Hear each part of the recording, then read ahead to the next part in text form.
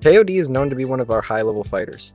We haven't really done too much testing on him, however, let's take this moment to look at him through a finer scope and see how good he really is.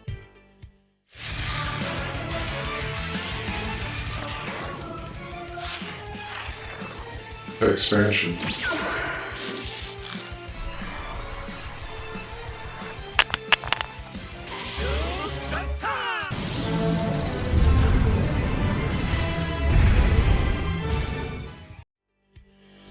The first thing we're going to decide to take a look at today is KOD's weaknesses. Let's see what he needs to improve on.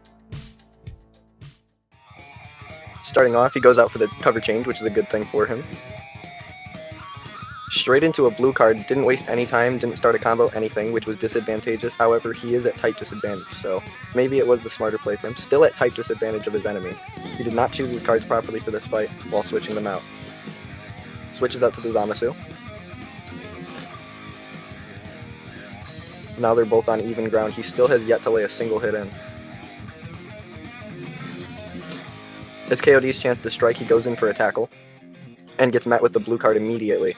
A badly timed tackle on his part. KOD's in a bad position already and the fight has just begun. Uses his blue card as a way to push back his enemy rather than suppress them during the fight.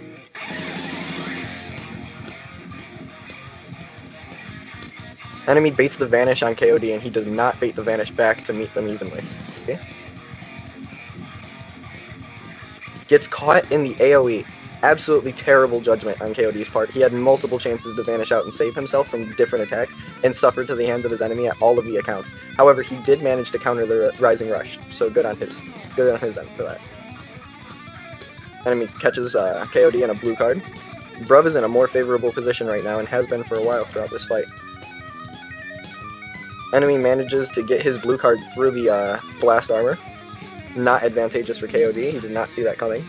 And tries the same thing, but is met with Ki Blast straight to the face because he does not have the same type of cover armor. Or blast armor. Drops combo here, not advantageous for KOD. Goes in with the blue card to start off too. Very not advantageous, knowing that his enemy will bait the vanish. A very bad play on KOD's part. Baits the vanish of his enemy and goes in immediately. Did not work out in his favor. Switches out. He could have used the switch out on his first character before he changed out to Zamasu, so he would have had two vanishes. KOD failed that part. Drops his combo at his enemy, but waits for the baited vanish. Gets caught, does not lead his AoE off because Bruv sees right through it. He could have used it well, but it was not well played. Runs into the enemy's blue card, even though he has the vanish opportunity. I don't understand what KOD's play was there. Very not smart. At this point, Bruv is just toying with KOD. He's made so many bad judgments. Yep, tries the same thing that his enemy did with the blue card, but does not have the blast armor to suffice him through it, and ends up losing his blue card to the enemy. However, he uses his other blue card to take out the enemy with his Namekian team. And the match ends up to timer counts, and Bruv takes the win for doing the most damage here. What an exhilarating fight. Now that we've seen where he needs improvement, let's look to see what he already does pretty well. We're going to be looking at KOD's strengths in this game going forward. Starting off strong, he goes for an aggressive play and is met with the cover change. It is good to start with an aggressive play to get your enemy going, however, the enemy has not baited their vanish. Keeps the pressure up and actually gains the upper hand. You'll notice he uses sways and stuff like that to try and boost up his ki gauge so that it slowly grows while also letting his substitutions reset.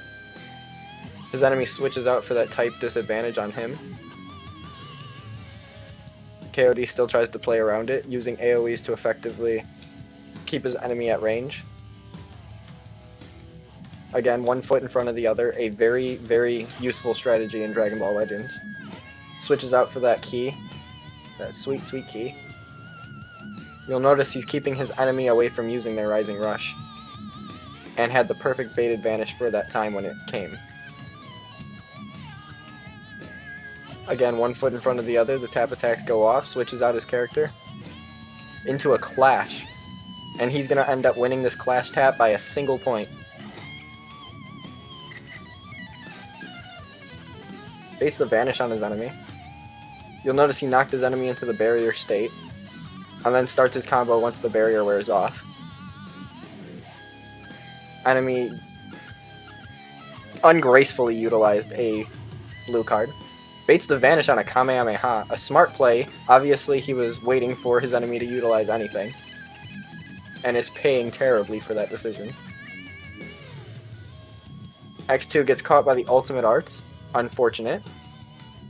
And it does massive damage, enough to proc the endurance on Goku.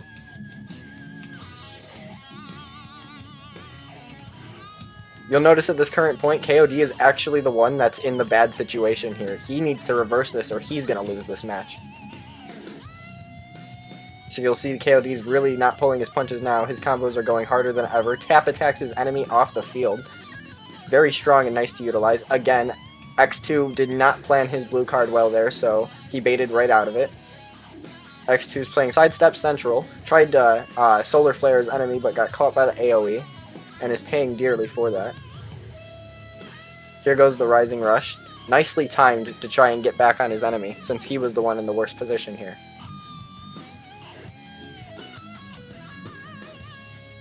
And there goes two fighters. That only leaves one left.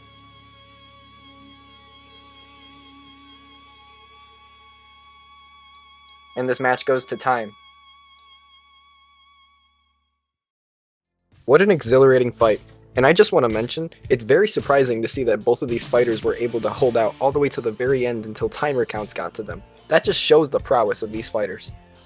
Now, let's take some time to look at KOD's best clips throughout his entire time in the WSW.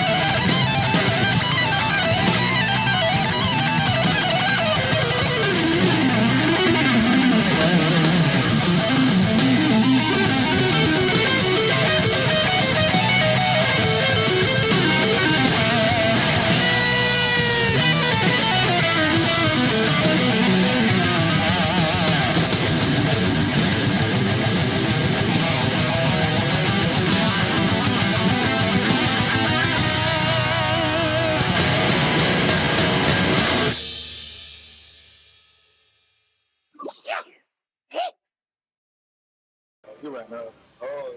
I didn't mean to run up though. That's the thing. This might be I didn't the mean end. to. No, I think he kills me. That's a left. Oh my Oh goodness. Lord.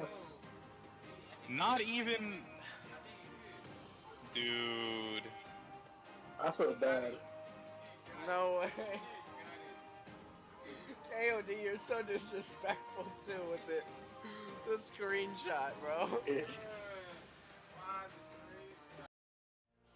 In that game, I'm not gonna lie, Sun Gamer was really struggling, and to be beaten by a Zenkai Kid Buu with Ultra Gogeta 4? Ugh, that must have added insult to injury, for real.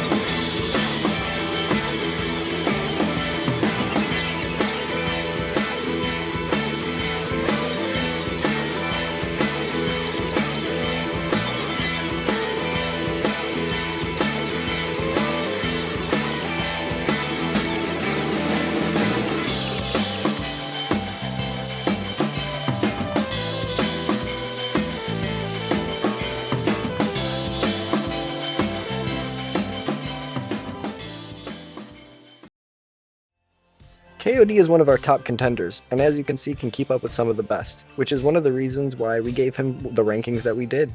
And without further ado,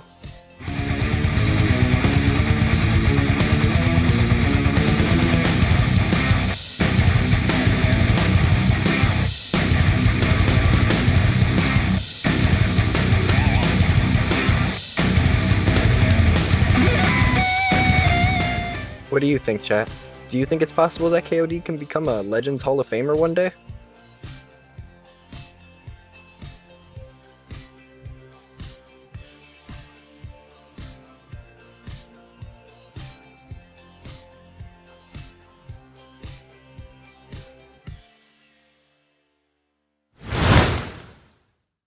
TecXpansion.